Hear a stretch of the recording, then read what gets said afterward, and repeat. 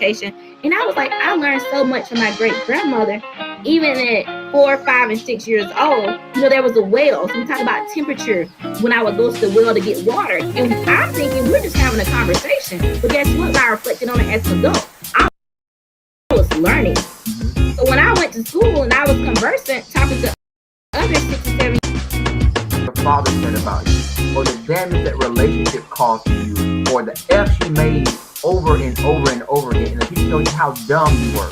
Sometimes what you're saying to me, in order to grow, those experiences, you have to literally burn, erase, and start over. Business, that my business, do my thing. But why are they doing that? Why are they doing that? And many times I believe, until you get to the breakthrough, many of them do that because they feel like death, jail, or some type of life is inevitable. I'm open. I'm ready to receive and accept you. But how open are you really? And how much truth is acceptable? Or how much can you actually take? So I want you to talk to the parents or talk to the mentors who are from a different cultural generational time, right?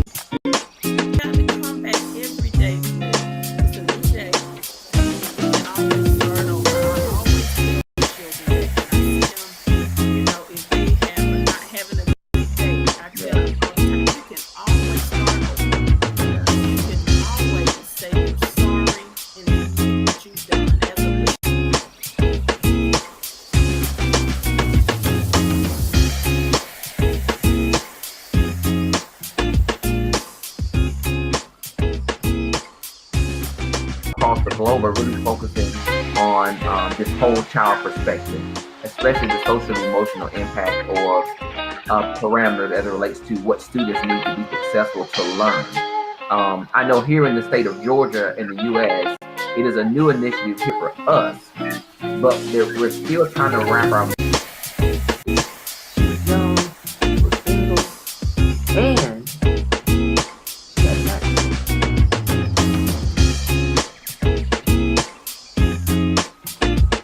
I've never dated a woman with an accent before. Let me backtrack. The most important part was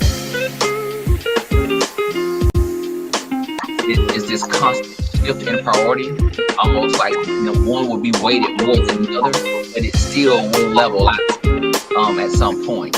But being a parent, being a teacher, or being a leader, being a student, now being a son, being a friend, being loving yourself and giving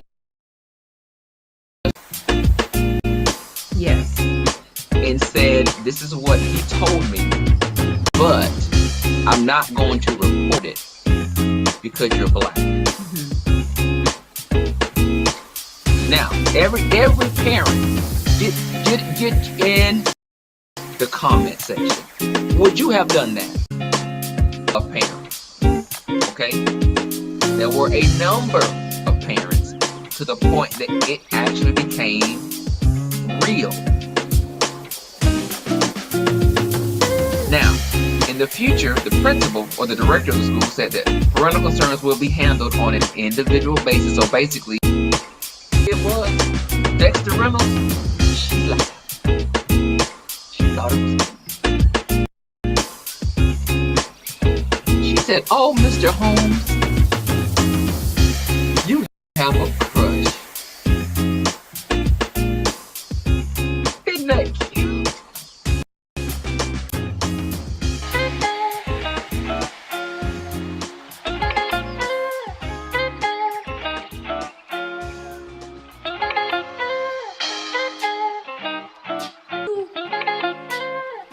A lot of teachers want a certain level of grace. They don't like the stereotypes are placed on them by administration, right? Right. But sometimes the way, or they don't want them talking about their yes men, their bad sports. But you have to do the same thing for your kids.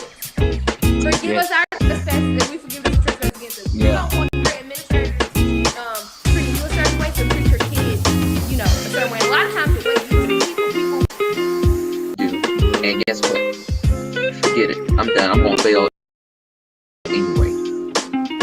Yes. Mrs. Gibson, that is the face I get all the time when I see this. It's a startling, realistic view of where. Looking at the individuals, then you can begin to group. I think what happens in school improvement, sometimes we'll group the kids by yellow and red and green without drilling down, and then we start to drill down to the kids. I like to encourage, let's look at the student first, then look at the information, because I really want you to read, but more importantly, I want you to be able to discuss with me what you read. For all my teachers, you guys can connect with this, I'm sure. No school is perfect, you know what I'm saying? I'm not saying that your school may be toxic, but you may have some attributes of a toxic environment that you may want to address as are at home with me that have to go to school while I need to be at school. And I'm not quite sure how that looks. Would that be something that that person would have traditionally shared or typically shared? Probably not. That teacher, male or female, would have just worked it out somehow, right? But staffs are having to divulge.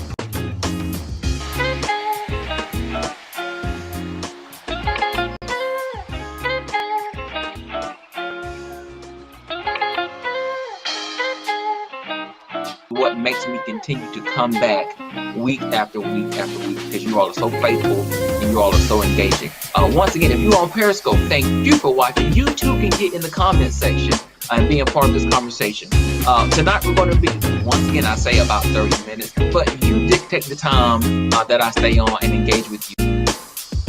I believe it was a white lady that was interviewed at one of the Pride events, and she considered herself an ally to the Black Lives Matter movement. And she said that, you know, I've been at plenty of protests where it's been gay rights, abortion rights.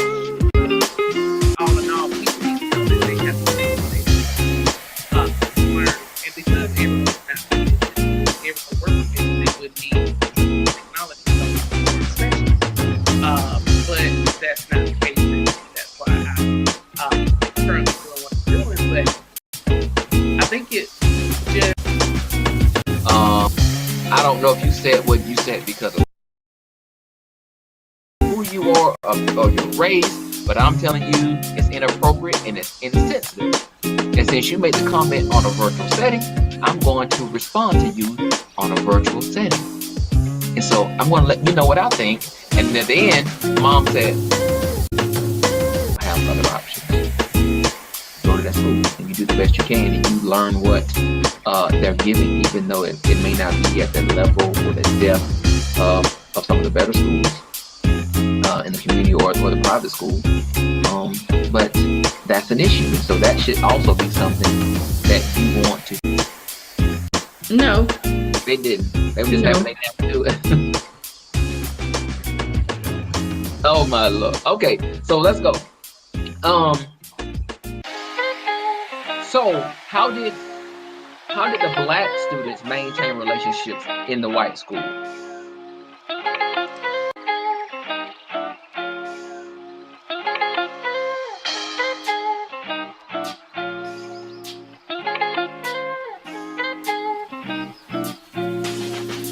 To change that particular narrative of the black student experience, because it is very holistic in a sense. We have black students that can do a bunch of things, including being intellectual. Donna says, I'm speaking in the perspective of my two sons toward the end of the last green guns. What does that depict? Does that depict violent behavior?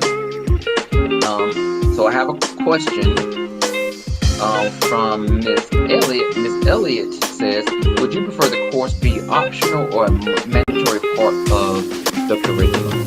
Honestly, later, but I definitely think there are some opportunities that exist in Title I schools that don't exist in other places. And I'm always up for a challenge because you can see some things in Title I schools you may not be able to see other places in terms of the work and the effort that you put in. So no questions about the need for cultural sensitivity in education, as well as culturally responsive instruction. So if you missed last week, go back and watch it. Get ready tomorrow, 9 o'clock Eastern Standard Time. I will be interviewing my mother. She is full of fun stories.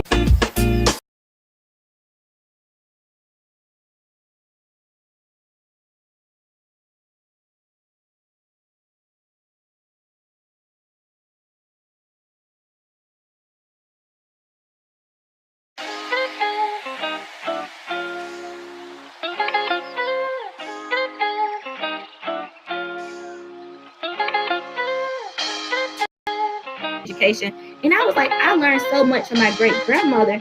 Even at 4, 5, and 6 years old, there was a well. So we talk about temperature when I would go to the well to get water, and I'm thinking we're just having a conversation. But guess what? I reflected on it as an adult. I was learning. So when I went to school and I was conversant, talking to others 6 or 7 Your father said about you, or the damage that relationship caused to you, or the F you made over and over and over again, and the people tell you how dumb you were. Sometimes what you're saying to me, in order to grow, those experiences, you have to literally burn, erase, and start over. That business, that my business, let me do my thing. But why are they doing that? Why are they doing that? And many times I believe, until you get to the breakthrough, many of them do that because they feel like death, jail, or some type of life is inevitable. I'm open. I'm ready to receive and accept you. But how open are you really? And how much truth is acceptable? Or how much can you actually take? So I want you to talk to the parents, or talk to the mentors who are from a different culture or generational time, right? Got to come back every day. It's a new day. And always start over. I always tell children that when I see them, if they are not having a good day, I tell them all the time, you can always start over. You can always say you're sorry and admit what you've done as a leader.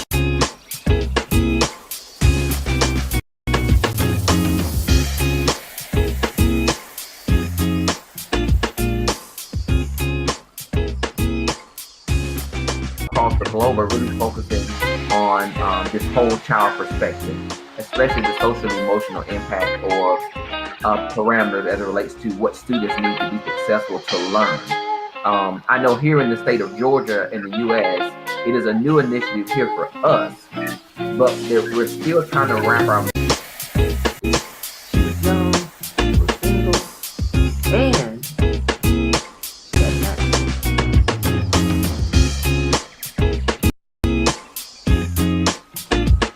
I had never dated a woman with access before. Let me backtrack. The most important part was It's this constant shift in priority, almost like one will be weighted more than the other, but it still will level out at some point. But being a parent, being a teacher, or being a leader, being a student, now being a son, being a friend, being loving yourself and giving yourself. yes. And said, this is what he told me, but I'm not going to report it because you're black.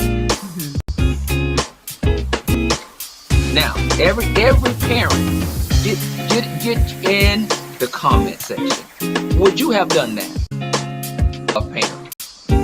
Okay? There were a number of parents to the point that it actually became real. Now, in the future, the principal or the director of the school said that parental concerns will be handled on an individual basis. So basically, it was Dexter Reynolds. She thought it was. She said, "Oh, Mr. Holmes, you have a crush." Isn't that cute?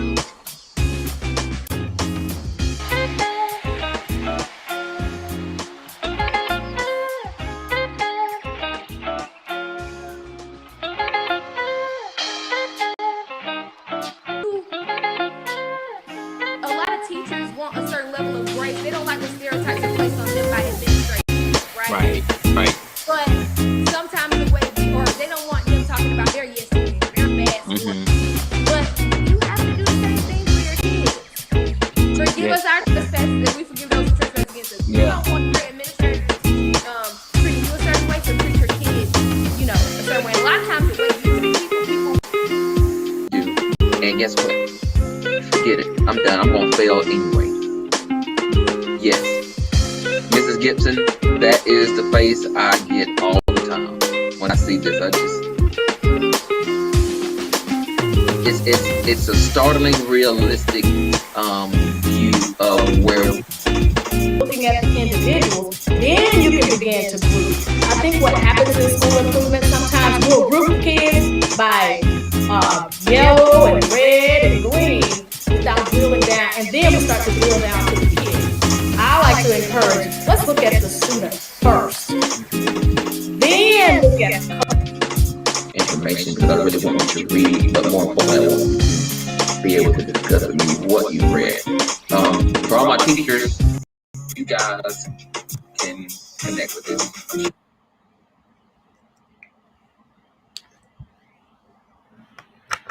All right. Thank you guys for holding. Now, I have been in the chat and I've been trying to get you guys to shout yourselves out. Tell me who's in here, where you're from, but nobody's done so just yet. So I'm waiting on you. But until or while you're doing that, welcome to Teachers Talk. I am your host, Dr. Christopher Holmes. I'm so excited that you guys have decided to join me. I am back. I took a little bit longer hiatus than I wanted to, just because we're in a pandemic, people, and life has happened.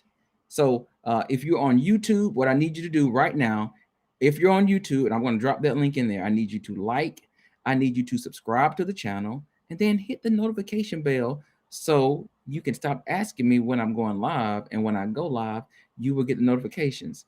That is specifically for a couple of people. You know who you are. So go ahead, like, subscribe, hit the notification bell, and when I'm live, you will be right there.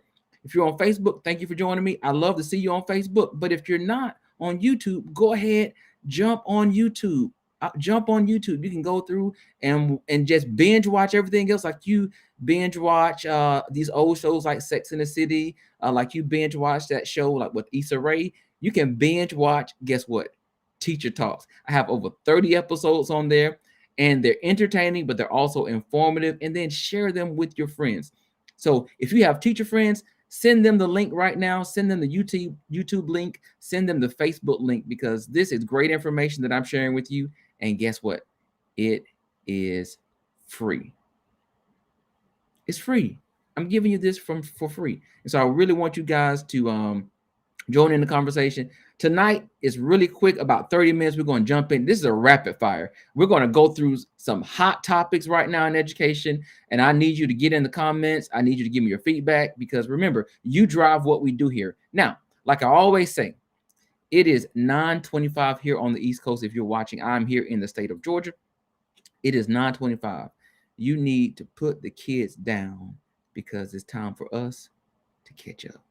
So let's really get into it. Now, if you don't know who I am, my name is Dr. Christopher Holmes. I am a owner of an independent consulting company that travels around working with teachers, schools, and school districts, supporting high quality education to drive student achievement for all students. I don't care what they look like. I don't care what they sound like. They can be big, they can be small, they can be tall, they can be short, they can be round, they can be thin, they could be black, or they could be white. I don't care. I'm supporting teachers. I'm supporting schools and districts to make sure they have all the tools they need to be successful. So I already see some people are in here. I see Sandrina, aka Griffin Stewart, in here. That's Dr. Griffin Stewart. I see a future Dr. Triplett in here. That is Brother Jim Triplett. Thank you guys for joining in.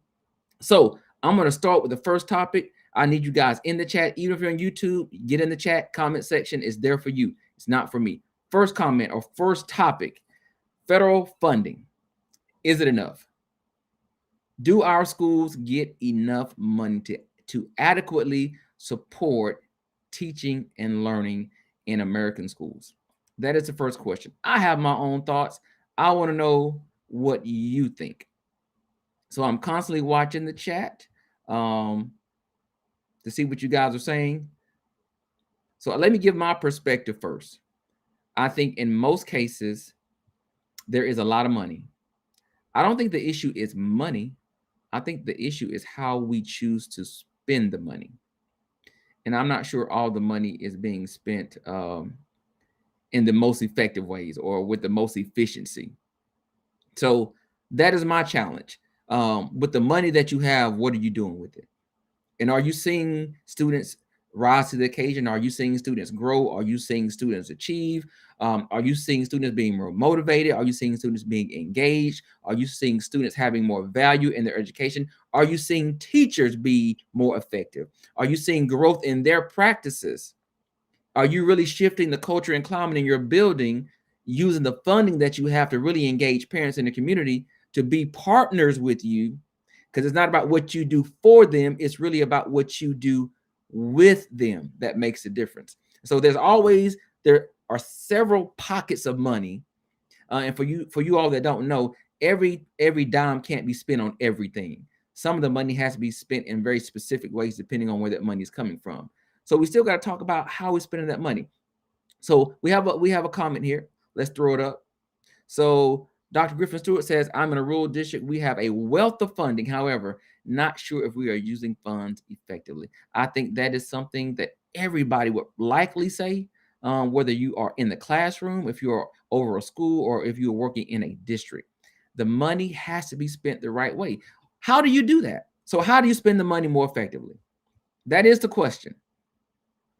And while I'm talking about this particular topic, you can still get in the chat and you can still answer that particular question. So the question is, do we have enough money in public education to adequately support our students for teaching and learning? So the comment is, we have a lot of money, but I'm not sure if we're spending that money wisely. So what should drive how you spend the money? My perspective is this, very simple: data. What is your data saying? Does your data point you in a specific direction to target that funding to meet the needs of teachers and students? That's the first question. Oh, wait, let me stop. Let me stop before we dive a little bit deeper into this. And let me just say this. So for those of you that watched last season, about halfway through the season, I had just got these braces, right? And I know y'all saw my teeth, right? My teeth weren't bad, but I had this one little tooth right here. And that little joker was hanging out in the back, right? He was like, you know what? I need some shade. And so he was not hanging out with the rest of my teeth. It was one little tooth hanging out in the back in the shade. He was kind of shy. He was a shy tooth. And I was like, no, I don't need you hanging out in the back of my mouth, because although you think you're hiding, you're really standing out. So I got these braces. And as you all can see, I don't care what you say, that baby has come forth and joined the team. He is no longer on the bench. This tooth is playing. He is a starter in my mouth, and I am excited about it. This has been some money that was well spent. So listen, if your teeth are not cooperating, go and get some help. That's my advice. If your teeth are not cooperating, go out there and get you some help so that you too can be proud of the smile when you enter into a room. Now, let's get back to the topic at hand. That was a commercial break, okay? That was a small commercial break, but I'm back. So what I'm saying is, use the data that you have to drive school improvement. You know, last time I had Dr. Tanya Coons on here, she slayed the conversation when it came to school improvement, and I'm going to have her back because she has a new book out, and I need to promote that book because you need it in your life. You need it. Okay, that's a small plug for my friend, Dr. Tanya Coons. So, but she talked about school improvement and that work, and she spoke about it so eloquently. And I'm saying data, data, data. People are afraid of it, but data is your friend. It creates transparency, it creates clarity, and it creates direction, especially as we talk about how you spend your federal funds or your state funds or your local funds. Use that data to determine where you need to really, I would say, sow those seeds, so to speak, not to be so churchy, but it's important. All right. So anybody else, a rural district, Not sure if we're spending the money effectively, but is it enough money? One person says there's a lot of money. I'm saying there's a lot of money out there. Some of you guys got even more money with the Recovery Act due to the pandemic. I mean, some of our schools are flooded with funds. I'm not talking about a rainfall. I'm talking about a waterfall of money. If schools were a strip club, they would be making it rain, or they are making it rain in public education. Okay. So somebody says, can you talk about the types of data?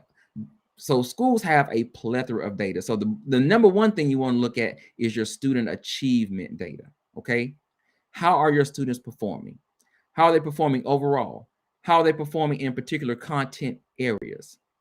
How are they performing in terms of, is it proficient, or are they performing at a mastery level? What can you do to use those funds to move your students in a greater trajectory towards mastery, or to get those kids who are underperforming to be at least proficient? Student data is where you want to initially place your focus. Number two, look at your teacher capacity. Are your teachers well educated? Are they receiving current and relevant professional development and professional learning? Are they aware of current practices and trends in education?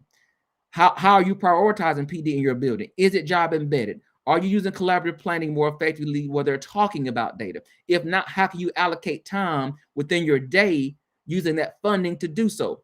All of that is so important. So not only that, where is your school located?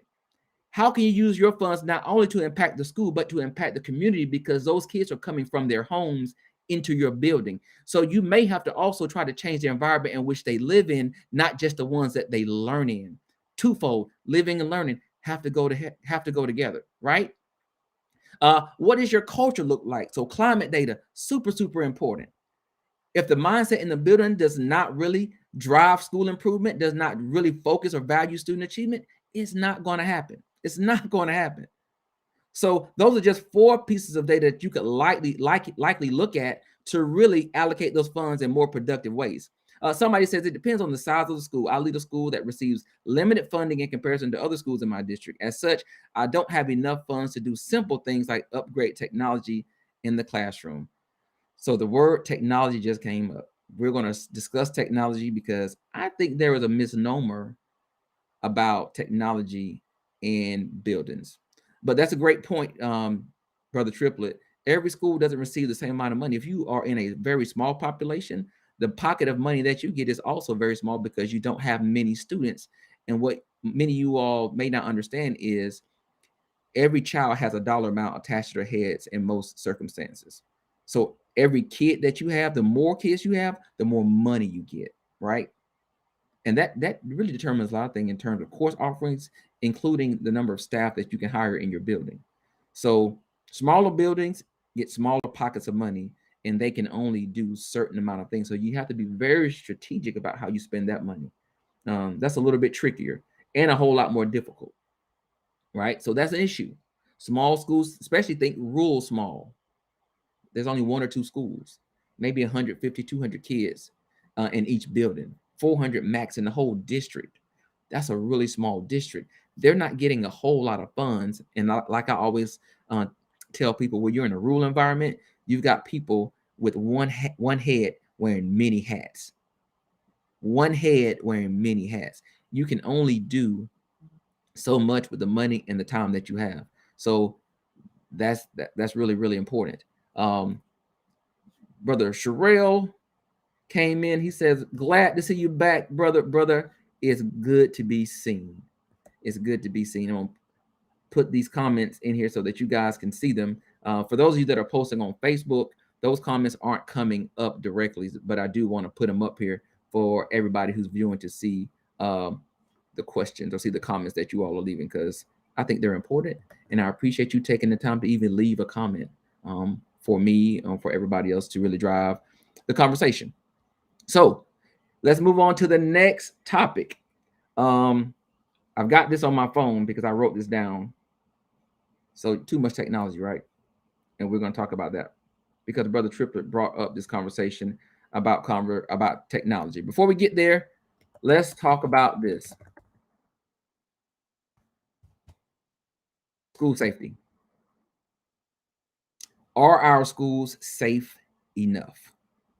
We continue to see gun violence in our buildings. People are entering who aren't even in the building. Students are entering with weapons, killing other students, killing teachers, wounding people. We continue to see this narrative over and over and over again. And honestly, I am a little exhausted by it. And I think there's more that we could do. But the question is, do you believe that our schools are safe enough? Again, if you're on YouTube, stop what you're doing right now. Go ahead, subscribe to the channel, hit the notification bell, because when you hit the notification bell, then you won't send me emails and you won't send me text messages asking me when I'm on. You will already be in tune because it's going to alert you that I am live. All right. If you're on Facebook, great for watching. I thank you for watching, but get on YouTube. Go and subscribe to YouTube. I need you over there as well. Let's get those numbers up. So are our schools safe enough? Are the schools safe enough? That's what we're talking about now. Again, if you got a teacher friend, a teacher mama, teacher cousin, teacher daughter, let them know. Teacher Talks is on. We're not going to be here for a long time, but we're going to be here for a good time. I stole that from somebody I saw on YouTube, so don't quote me on that. All right, we have one comment. Brother Triplet says, no, our schools are not safe enough. I would have to agree. I have young ones myself. I feel confident that they're safe with the staff, but I'm not sure if I feel confident just in general, because anything can happen. Anything can happen. And so, I don't know if I will ever feel totally comfortable with the fact with school safety. I think there's a little bit of healthy fear that you should have when you're either working in a school or when your students are in a school. But I would say no as well. I will concur. No. Anybody else? School safety. Are our schools safe enough? Remember, this is rapid fire. We can't get caught up on one topic too long. Okay. So I'm waiting on you to jump in. And if you don't jump in, I will move to the next topic.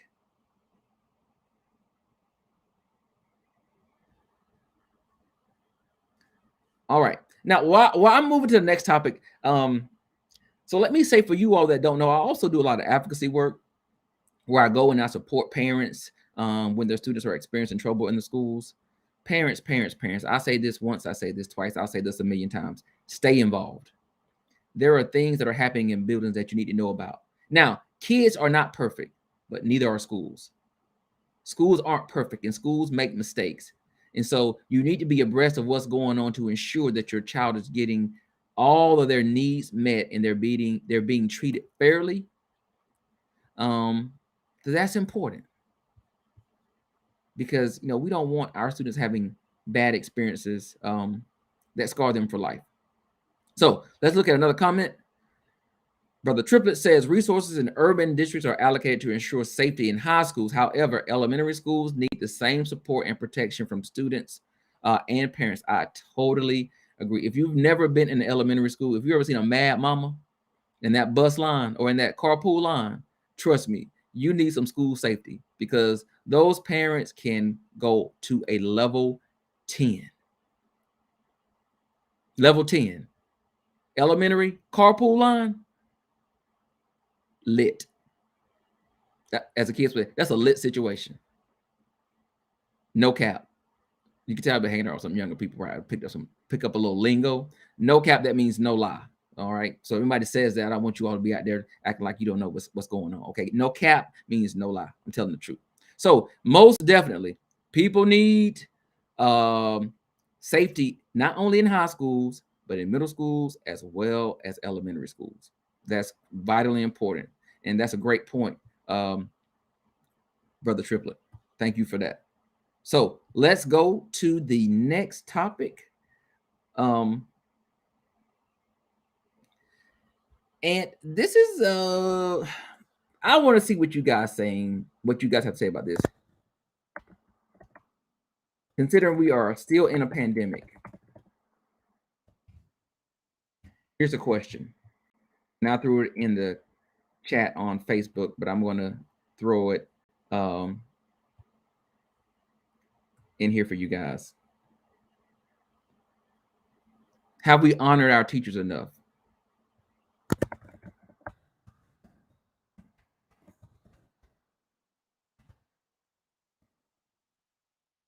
Have we honored our teachers enough? This is a big conversation that I think is important for us to have here. Dr. Drummer says, not at all. Not at all. I just think about this all the time. And I think about our frontline workers, our nurses, our doctors, anybody that works in the healthcare, even in our nursing homes. And I think about our teachers and our principals and our leaders. This has been a hot button topic since the pandemic started. Teachers have quit. We already have a teacher shortage. And we have teachers who have decided not to come back to work. We have buildings with substitutes in the room, long-term subs. They're going to be there for the whole year.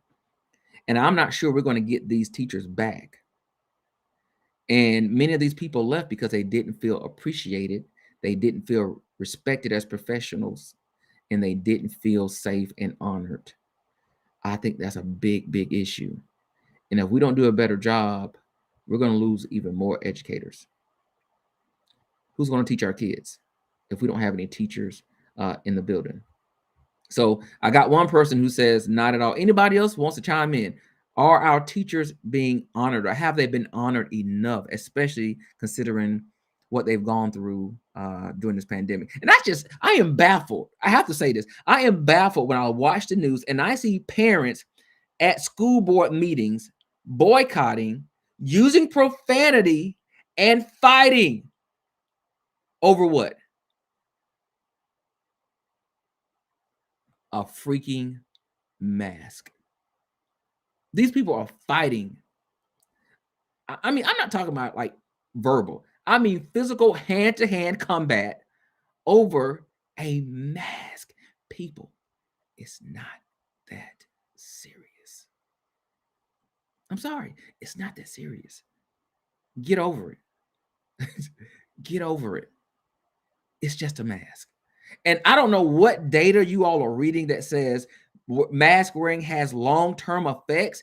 We haven't even been in the pandemic long enough to even have that data to say that if you wear a mask, you're going to have traumatic brain injury or chronic halitosis for the rest of your life. God forbid. Where are you getting this? Send me the journal. Send it to me. I want to read it because I don't understand it. I don't know where you're getting it from. I'm just saying. E. Scott, can you help me out? Can you help me out? Somebody help me understand, because it makes no sense to me. It makes absolutely no sense. They're fighting over masks. So the good thing is, as a parent, you have a choice. If you don't want your child to go in a building, you don't have to. You can keep them at home with you. You have the option. So use your power. Make a choice. Send them to school with the mask if the mask is required, or keep them at home and you can support their learning on your own. Simple as that. Now, let's see. I have somebody that says, Dr. Griffin Stewart says, I do agree that teachers are not honored enough. Leadership experience is key, she says. We must train school leaders on how to build teacher confidence and development. Kudos to that. I agree with that. I agree with that. Now, we have another comment that says, this is Dr. Drummer. She says, often taken for granted, and whether it's spoken, it's the norm. Support, preparation, and respect often go lacking.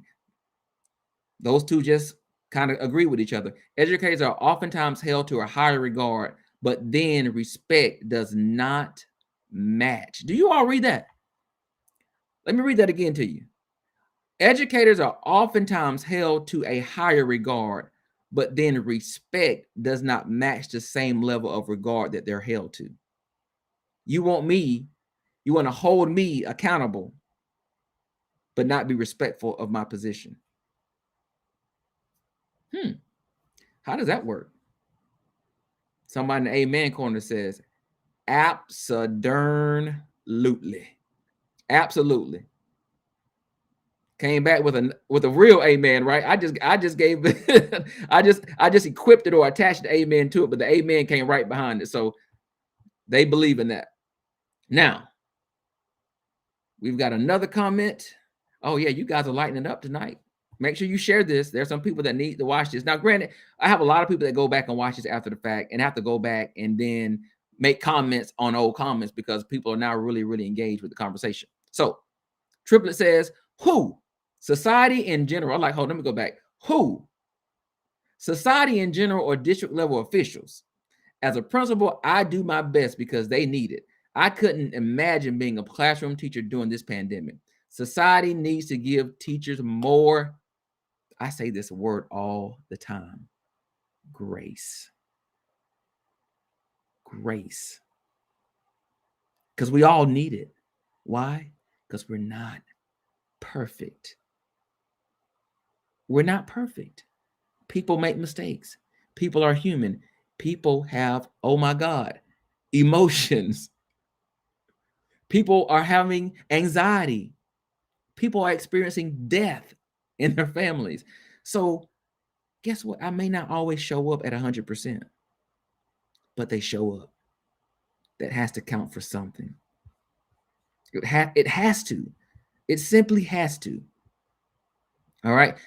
These are some really, really great comments that you guys are giving me tonight. Now,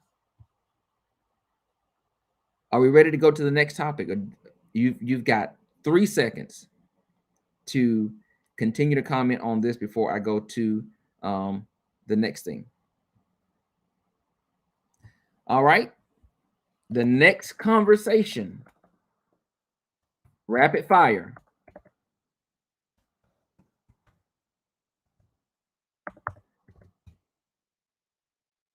Discipline policies.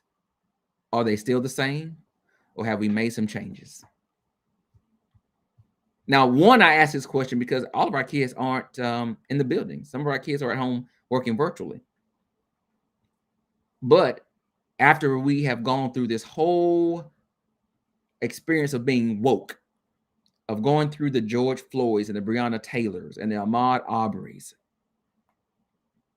and the back then Trayvon Martins, have we really addressed discipline to make it more equitable,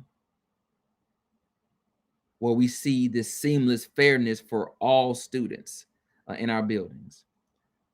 Or are we seeing that there are still some disparities or some inequities as it relates to discipline being distributed unevenly to certain groups of students? Because the next topic I'm going to get to is really going to ruffle your feathers, and that's what I'm here for. I'm a feather ruffler.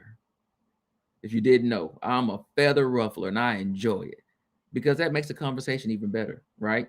When people get passionate about something, I want you to be passionate because I'm very passionate about all these topics. So have we addressed discipline policies, or are we kind of stalemated right now because we're just trying to get back to learning? We're trying to get kids in schools. We're trying to get them back in some sense of normalcy, whatever that is, because it looks different everywhere. So are we looking at discipline policies? It has been my experience so far, for the most part, no. We're really not really addressing discipline as it relates to policies. We're just kind of doing the same thing for right now. But we're going to continue to talk about this because although we're not addressing it, we're still seeing some major issues. And some of those issues that we're seeing leads me to our next conversation, which is, and this is just one that really gets people going. Race and racism in schools. What are we doing about it?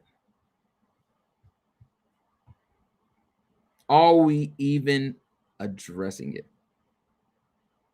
And if you are, no, let me ask that first question. Are we addressing it? Then I can tell you if you're really addressing it or not, because some of us may think we're doing it, but we're really not. Because there's a surefire way to tell if you have a clear focus on addressing racism in your building, in your district, even in your classroom. And this is one of those topics that we hide behind, right? We hide behind this issue of race. We just don't want to touch it. Hello, Miss Jackson. Thank you for joining me. You have joined late. I hope you are walking down the aisle with your finger up because you're late. But welcome. We are glad that you are here. So thank you for joining. Remember, you get in the chat anytime you want to. I want to hear from you. So the question is, race and racism in our schools. Is this topic being addressed? And if so, what's the evidence? How do you know it's being addressed? And I'm going to say this.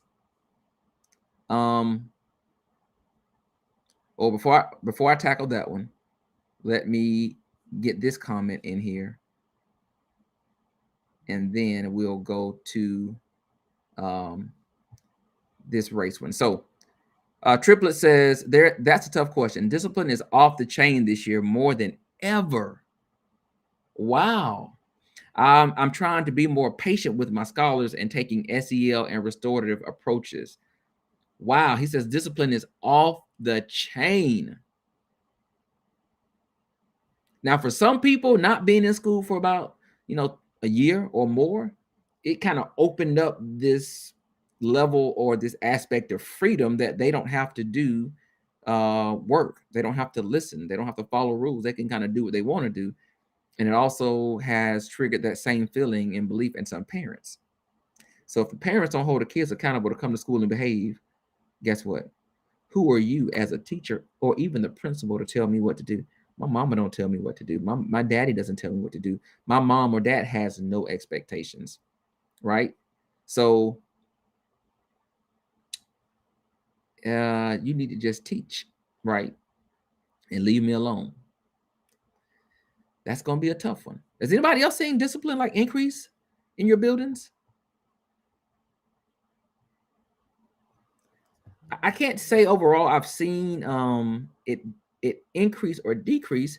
I'm just seeing it not be addressed. It's just not something that they talk about. Now, granted, there are some places where discipline has been an issue and it continues to be an issue, right? I'm seeing that. And I see good leaders trying to put a grip on it. But remember, those issues oftentimes are coming from the outside, inside the building. So how do you combat those external factors that are causing your students to enter into your building in conflict?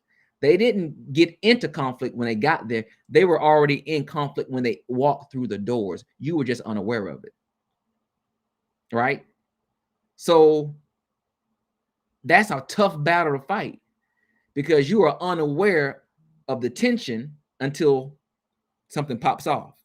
And now you're being very reactive and you can't be proactive, which is why I love the idea of these approaches, restorative practice approaches, because that will, when they enter the room, you can start circles, on a day and you can get informed on what's been going on.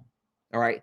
They can share with you, I'm not in a good mood, I'm in conflict with this person, or I've had some issues. There's things going outside in the community or in the streets that are impacting me in school, right? So that's why restorative approach and these restorative circles are really, really, really critical. You will never know what's going on with students if you don't ask them. And circles give them that opportunity to just kind of talk freely in a very safe space. And then it behooves you to listen and then take action to minimize any kind of conflict so that your students can stay in school. We can decrease absenteeism and increase student achievement because they're not learning if they're not there. Right? So I kind of went off on a tangent there, but I am sorry to hear that the behavior is worse for you, Mr. Triplets, but I do know you, and I know that you are really trying to get a good grip on it, and I know that you can get it handled. That I do believe. All right. So how do we know that we are discussing addressing focus on racism in our schools. I'm going to tell you how you know. If racism is being addressed, is a clear focus in your school, in your district, it will be in your school policy. It will be in your student handbook.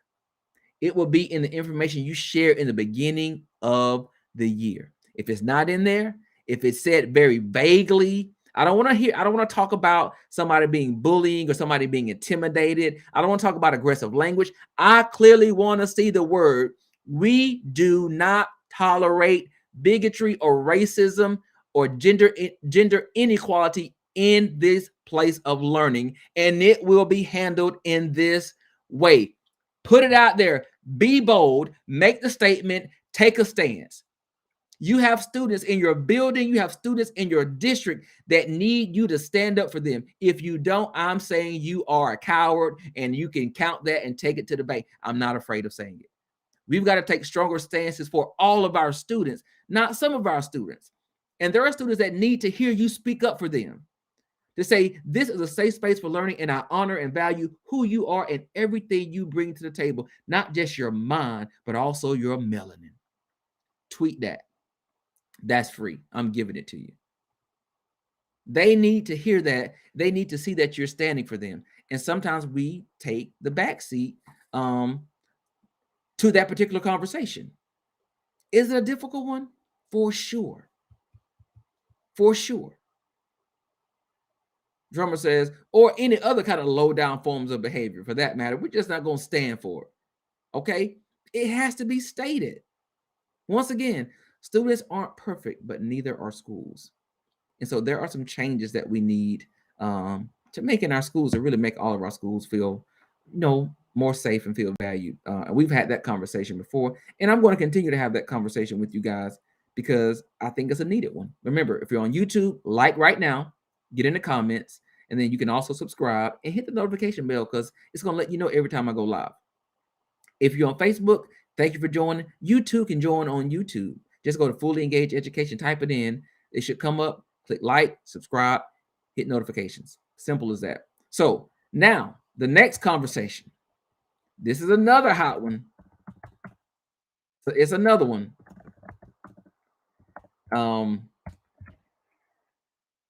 That I know that some of you all have an opinion about.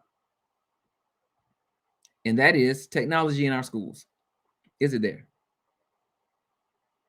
Where is the technology? And if we have it, what are we doing with it? If we have it, what are we doing with it? You would be shocked to know, and although you shouldn't, we still have students who do not have one-to-one devices. We still have schools who have inadequate bandwidth to support the devices that they do have. We still have schools who don't have hybrid or remote options for their students to work at home. We still have teachers who haven't been trained on how to effectively use technology to engage students and to increase student understanding. We still have principals who don't value the use of technology and are not instructional leaders because their mindset, their beliefs, and their practices are antiquated. I'm just saying, people. I just want to be real with you. Technology is an issue. And we've got to step into the 21st century as it relates to technology. Dr. Kuhn said, yep, we're antiquated because part of the problem is some of these people are still doing what? Clicking and dragging. Some of these people are still clicking and dragging. Some of these people are still using those little clear films and their little dry erase markers on those overhead projectors. Some of us are still taking those erasers and banging them out at the end of the day to get that board and those erasers clean. This is not Little House on the Prairie, people. There is no way you should not have adequate devices and wireless bandwidth in your schools. And if you don't, you should be trying to. You are behind the ball. You are outside of the curve. You are an outlier. Get with it. Your students are ready for it. They can do it. The issue is there is apprehension due to adult comfortability. That's the issue. Now, some of the issues is funding too. And we just talked about that. That was our very first conversation. There's just not enough money, or enough money is not being poured into technology and is being poured other places. At some point, you've got to allocate a large chunk of money to technology. Differentiation needs technology. Personalized learning needs technology. Relevant content and context need technology. Student engagement needs technology. Exposing your kids to the outside world from where they live needs technology. Quick assessment for feedback purposes to drive instruction needs technology. What more can I say? Right? What more can I say? So get the technology, people. Get the technology. Now, anybody else wants to comment on that particular topic? Technology in schools. Where is it? Where's the technology? People, give these kids a computer, please. And I'm not talking about one of those fat HP devices that they created in 1994, and the processor so old you can't even download Facebook on it. You have a word processor, you don't have Microsoft Word. You all should be ashamed of yourselves. As Dr. Kuhn said, you just clicking and dragging. Clicking and dragging. And you're clicking that print button, printing all those documents and those 4-page tests out and all those quizzes and handouts. And you're copying all those worksheets out of that workbook to make sure everybody get one, giving out those packets. Stop giving these kids packets and put them on a computer and engage them and collaborate with them. Give them something they believe in, that they value, that they do on a daily basis. And stop trying to be so comfortable. Go get trained. Get yourselves acclimated to technology. Increase your capacity.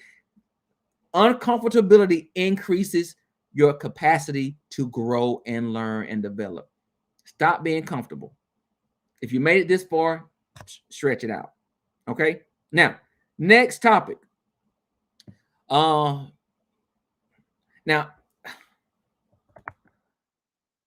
this is a conversation that I am really in limbo about, because I don't know how I feel about it all the way. And I know we've made some changes here in the state of Georgia.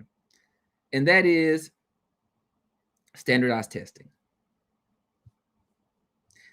Just in general, how do you guys feel about standardized testing? Okay, so wait a minute. We've got some comments that I need to honor these people's voices because you've taken the time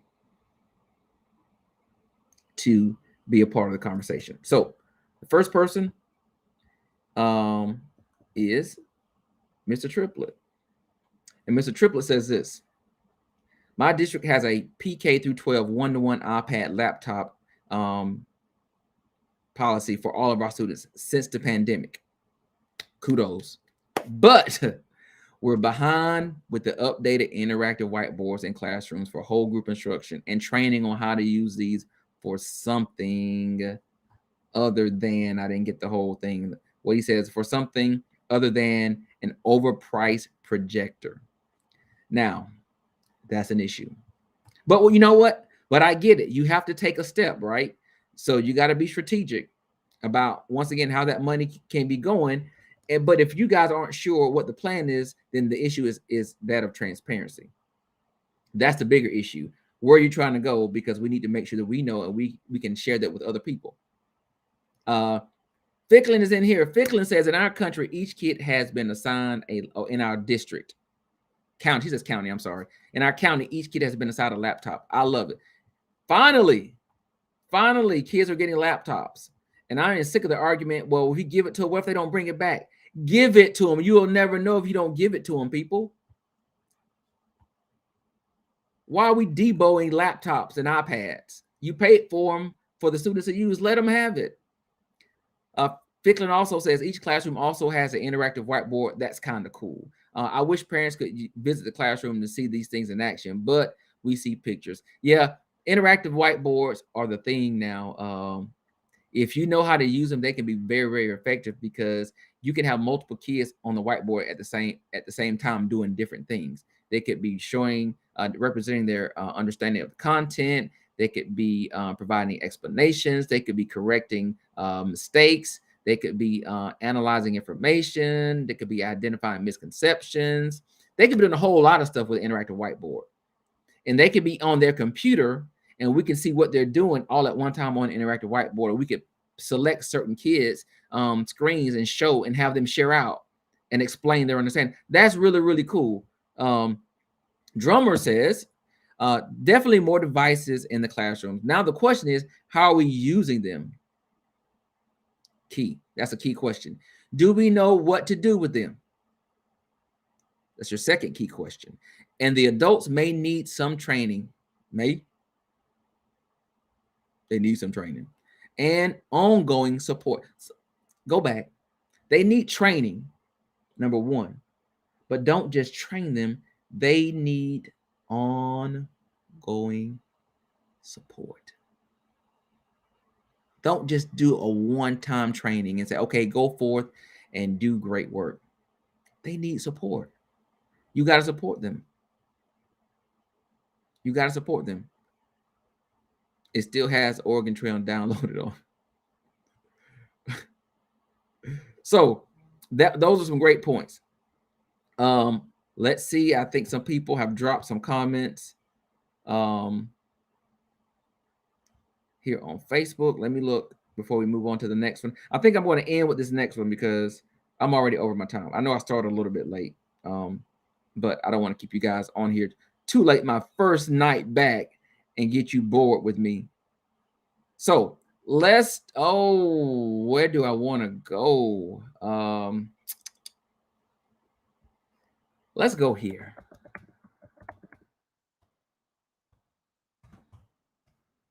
And I want you to tell me what you think about this. This is definitely going to set you guys off, I know.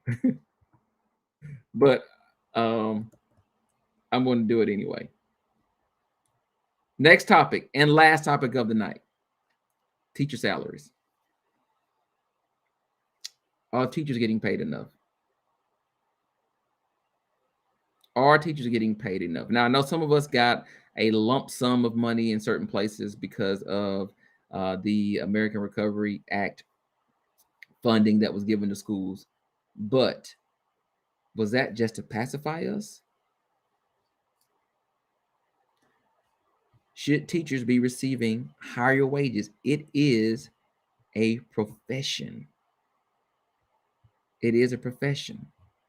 So how do we honor their profession? Recognize teachers as professionals, leaders as professionals. For hazard pay, for nothing else, right? You know, for everything they have to do, that has changed drastically from 1990. 1980, even 2000 when No Child Left Behind came out. Like things just aren't the same. So is the level of expectation, since it has risen, should salaries also rise? That's the question. Or do we feel like, you know, what teachers get is adequate?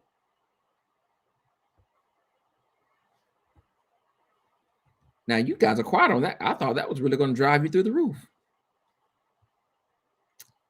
But I don't see anybody commenting yet. Well, you obviously know that my answer is it's not enough. They need more money. I remember when I started teaching, I received such little money. It was just small. That's all I can say. It was small. It was really small. But, you know, it was my first job, my second job. Ms. Jackson says, no, not for the teachers who really love what they do, but for the other teachers. You all can read that for yourself. I'm not going to read it out loud. I'm not going to read it out loud. Woo! This is interesting. I'm getting some more pushback on this. So somebody else says, okay, Ms. Jackson followed that up with she needs a check for being a mother teacher. Okay. So Fickling says, absolutely not. Teachers work hard and deserve their worth. I come from an entire family of teachers, and due to me watching them, I knew it wasn't for me. Teachers do a lot, and what she's saying is, but they don't get paid for it. She says they do a lot, but they do not get paid for it. Another comment from Triplet, and that comment is this: are principals getting paid enough? LOL, no. And no to both.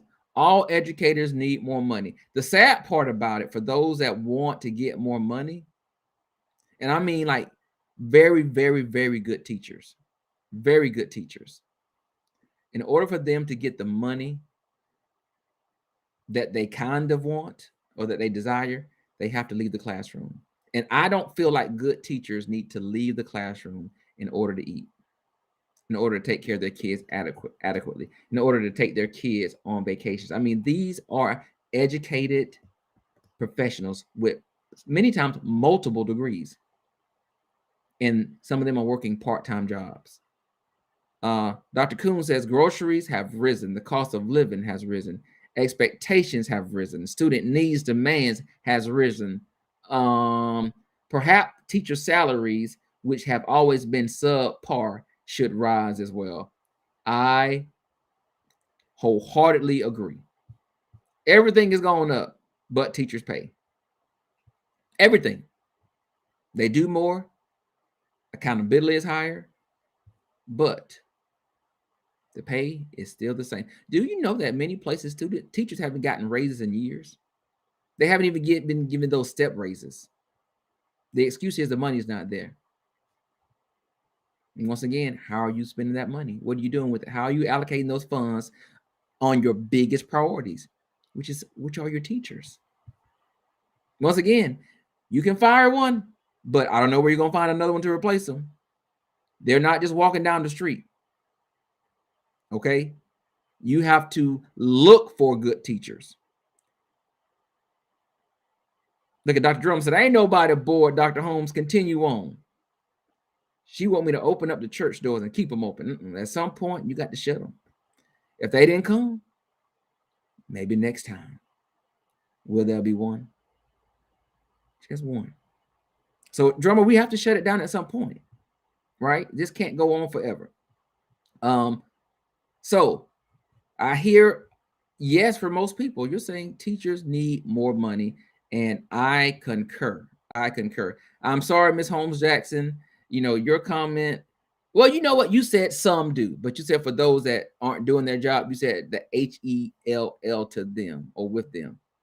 And I say for those people, they need to just get out of the profession. We need to keep our quality teachers, but we also need to incentivize them with increasing their salaries to show them how much we value them. That's all I'm saying. I think we need to do that. I think they're worth it. And the money's there. So thank you guys so much for joining me. As you saw before, I have a new intro video. I have just done small highlights of some of my interviews from last season. Just thanking all those people that came on as guests. Some of those people you're going to see again because they need to come back to share new information with you all. They are in new seasons of their lives. Some of them, they're doing new and great things. I want to have them back to share with you. And really what this is all about is giving access and information to everybody, parents, students, teachers, community leaders, those who believe and are invested in education. Teacher Talks is simply that. Because when I was a teacher, sometimes we had to stop and just have a conversation about some things that really, really matter. And I call those my teacher talks. I would sit on my stool and I would shut down the computer and we would just have a conversation. And that's what this is. You all have entered my home, my personal classroom, and we're simply having a conversation with a little bit of humor. Now, for those of you that follow me, you know that I have a web page. And one of the things that I am proud about on my web page is that I have stepped into this world of social media, like all these YouTubers, and I have added merch. I have added merch to my website. And what I have are teacher merch, education merch. And I want you to check it out. I'm going to show you some of it now. I am excited about it. I love many of the designs that I have. And I have t-shirts and I have hoodies and I have a bunch of stuff. So let's look at it. You tell me what you think. And if you like it, just make sure you share it with other people. As you can see, I have hoodies. And I want you to see what some of the sayings are. So some of them say teaching is hard work, but it's also heart work. It's about the heart, how much you care.